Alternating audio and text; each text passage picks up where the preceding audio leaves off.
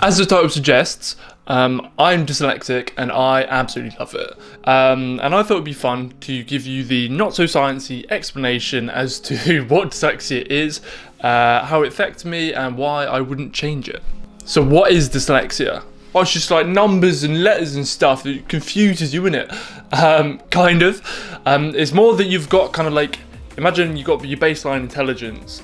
And then just in some random areas, you're like significantly worse at them. And no one really knows like what causes it. There's a couple of like random theories, but we don't actually know what causes it. So a better way to explain it is, imagine you're playing Sims and you've got a list of different characteristics and a certain amount of points that you can spend your characteristics on.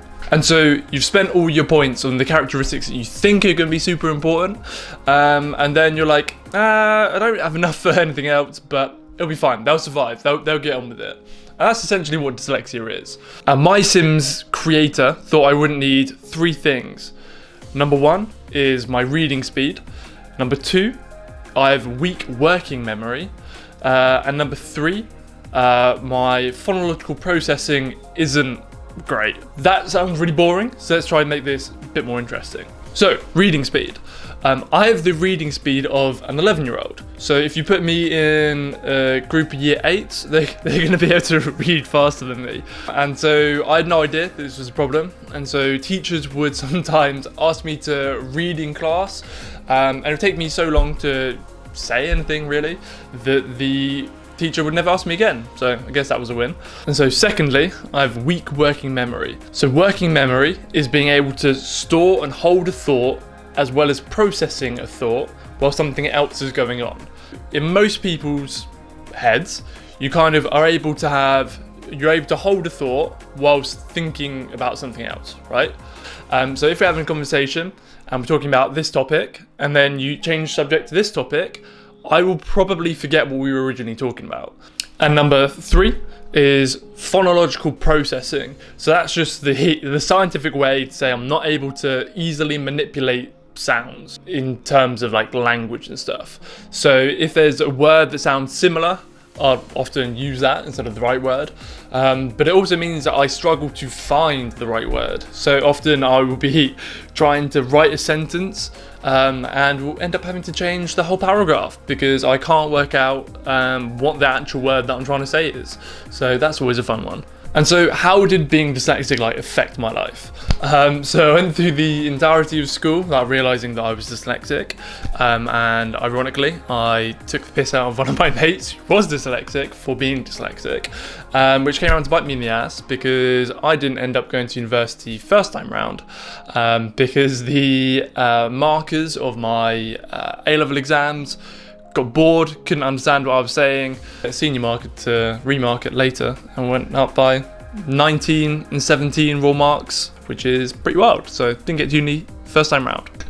I really piss off my friends whenever I'm having a conversation because I'll often forget where I am, what I'm talking about, why I'm talking about it, and just go off on a massive tangent before realising, oh shit, that's not what I started talking about. My spelling is absolutely whack. I couldn't spell the word severe for absolutely ages, and every time I tried typing it into Google, it would come up telling me, did I want server? Like, why am I searching servers? And so why do I love being dyslexic? It's fun, if I'm being truly honest. So all dyslexics are different, right? And so if you go back to the slider analogy, everyone's sliders are like a little bit off. And to protect my super fragile ego, I'd like to think that my Sims creator beefed me up on a certain few kind of categories to make up for the fact that I can't remember what I'm talking about, can't spell. One of the best things about it, and I've no way to prove this, I have no way to understand whether this is because I'm dyslexic or this is just me, but I think that I have lots of free, fast-flowing thoughts, the quadruple Fs, which make me a bit unique and a bit different. So my theory is that because I'm not holding the information in my head, it's kind of knocking thoughts in and out. It means that my brain just puts 2 random bits of information together and goes, there you go. And so yeah, that kind of gives me what I think is a bit of a like weird superpower. I can just randomly stitch stuff together. I find it quite easy to be like expressive, because I think that I often, not necessarily that I lose the cultural context of scenarios, but it's more that I find that I am so fixated on whatever like the challenge or the problem is, I forget how I should be acting in a scenario. This could just be another personality flaw, but hey, I'm gonna blame it on dyslexia. And obviously, whilst in school, being dyslexic sucked, especially not knowing that I was dyslexic. That was also not a big challenge, because I didn't really know about it, but I was always like, fuck, this is like, how is everyone else like writing down the right thing in the exams? Like, I can state it, but I can't write it down. Like, how does that work? But yeah, now that I plan on never doing exams ever again, I love it. I think it's so sick. I think that, yeah, for anyone else who is dyslexic,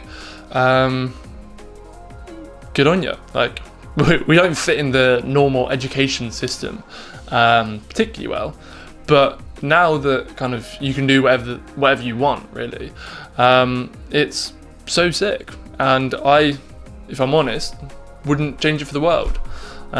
So hopefully that was interesting.